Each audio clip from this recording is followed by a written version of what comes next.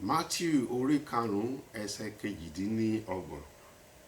Ṣùgbọ́n èmi wí fún yín, ẹnikẹ́ni tí ó bá wo obìnrin kan láti ṣe ìfẹ́kùfẹ́, ó ti bá ṣe panṣágà tán ní ọkàn rẹ̀.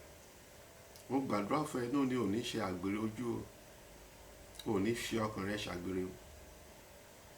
Mo gbàdúrà fún ẹ wípé o máa kó ọkàn ẹ níjànú, o máa kó ojú ẹ níjànú. Ojú ẹ kò ní rí kúrí o. Kó bá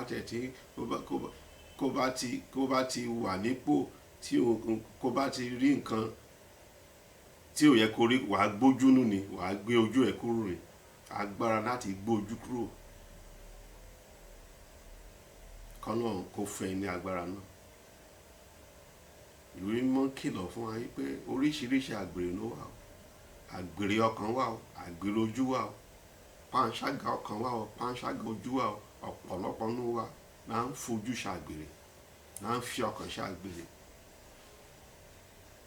Ọ̀pọ̀lọpọ̀ ló àti bóbìnrin gan sùn ní ọkàn wa tán, àti fi ojú àti fi bá sùn. Kọ́run kó tú ẹ sílẹ̀, kọ́run kó gbẹ̀ ẹ́. Ìfẹ́ Ọlọ́run kó kúnnú ẹ, ìfẹ́kùfẹ́ kó mọ́ jọba ní ayé ẹ. Ẹ rántí Samson, ẹ jẹ́ rántí Samson. Ojú ni Samson kọ́ fi ń ṣàgbèrè. Ọ̀tá sì borí ẹ, ọ̀tá sì yọjú ẹ. Àgbèrè ojú kò ní jẹ́ kó di afọ́jú o. Samson di afọ́jú nítorí àgbèrè ojú. Samson kùnà torí àgbèrè ojú. Ó wo ohun tí ò yẹ kó wò, ẹsẹ̀ ẹdẹ̀ nínú ẹsẹ̀ ẹlẹ́sẹ̀ tí ò yẹ kó wò, tí ò yẹ kó fọwọ́ kàn. Kò ní jẹ́ kó kùnà ìjọba ọ̀run o. K'Olúwa kó fún ẹ ní agbára, kó fún ẹ ní ẹ̀mí, kó fún ẹ ní okun láti sá bí Joseph ṣe sá.